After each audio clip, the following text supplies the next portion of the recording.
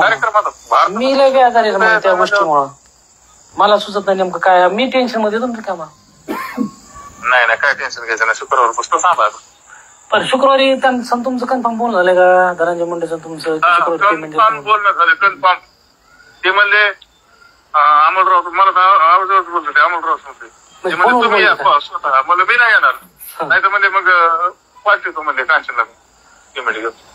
त्यांच्याकडे पाठीला पेमेंट जरी जमतं आपल्याला काही अडचण नाही.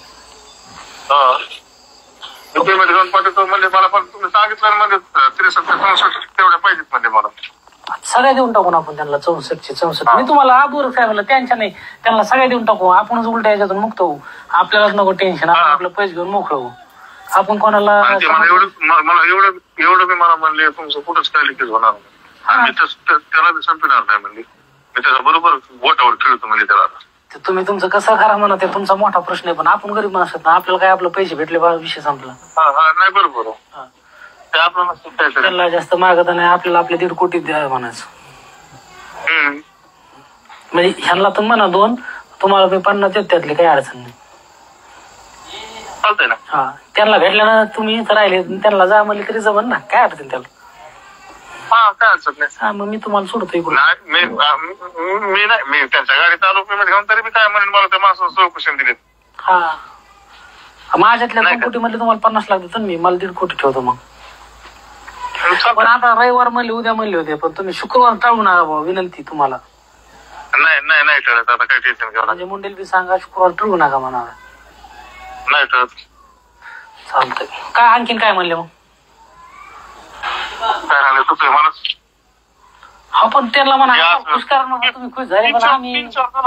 3-4 जण बरं का आता ते उद्या आहे का आपल्याला सर नाव सगळं येणार आहे त्यांची डिटेल फोन परत उद्या. उद्या कसं जाईल मग कोण. पण त्यांच्याकडे काहीच नाही. नाव बोलणं झालं म्हणजे ह्याच्याकडे काहीच नाही नसते पुस्तकात गोळ्या आणायला लागली. ठीक आहे 14 जण कोण काल बी गेलते का. काल गेलते काल. असं का. मला फोन असते ना काय त्याला कोणी संपर्क करताय तिकडे काय. आपण नाहीच ना त्यांच्याकडे. जरा तुम्हाला नाव जरी सांगितलं म्हणा आहे ते जवळचे देत असं म्हणायचं जरी म्हणलं तर काय जात तिकडे. आपल्याला काय करा कोणी का असणार. हा आपल्याकडे जे कोणाकडेच नाही ना. ते म्हणजे जे तुमच्याकडे ते ह्यांच्याकडे काहीच काय ह्यांना काय उपयोग आहे ह्यांचा सांभाळून मग. तसं काहीच विषय नाही म्हणा. म्हणजे आपल्याला आहे का काय असतं 63-60-64 काय सर देवाला सगळं देऊ त्यांना. आपल्याकडे जेवढं आहे का तेवढं देऊन टाकू त्यांना. पण पेमेंट मध्ये हे ना करू म्हणा. आपण ते चेक बी करणार मोठा डुप्लिकेट आहेत का ओरिजिनल. मशीन घेऊन या तुम्ही कसं काय. हा मशीन घेऊन मी सगळं मोजून ठेवू. चालतं. हा माझी 1.5 मोजीले बाकीचे तुमचा आवाज देऊन करू. चालतं काय अडचण.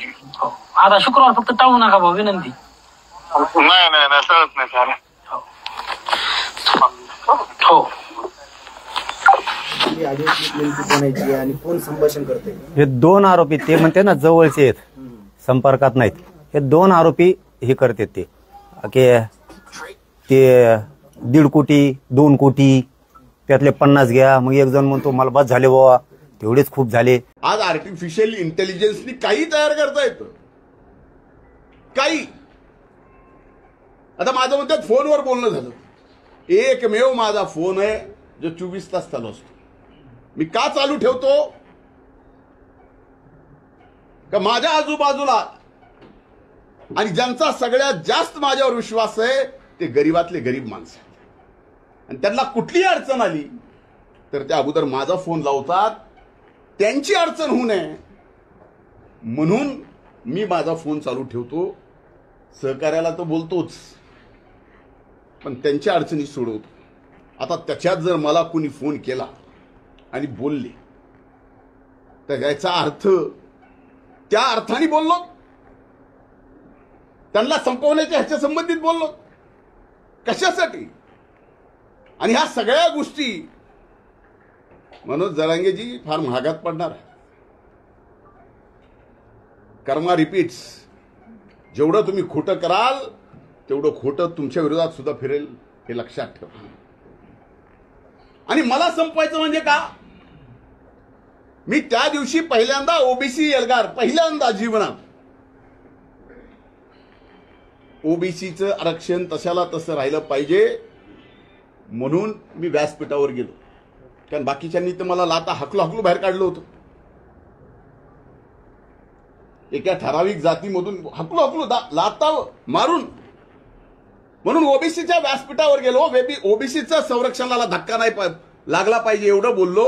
आणि त्याच्यासोबत आणखीन एक गोष्ट बोललो की जरांगेंच्या आंदोलनाच्या काळात जे 500 मराठा समाजाच्या बंधू भगिनींनी आपली प्राणाची आहुती दिली, हे सगळं आरक्षण जे आहे हे कसं मिळणार होतं, काय मिळणार होतं त्यांनाच माहीत.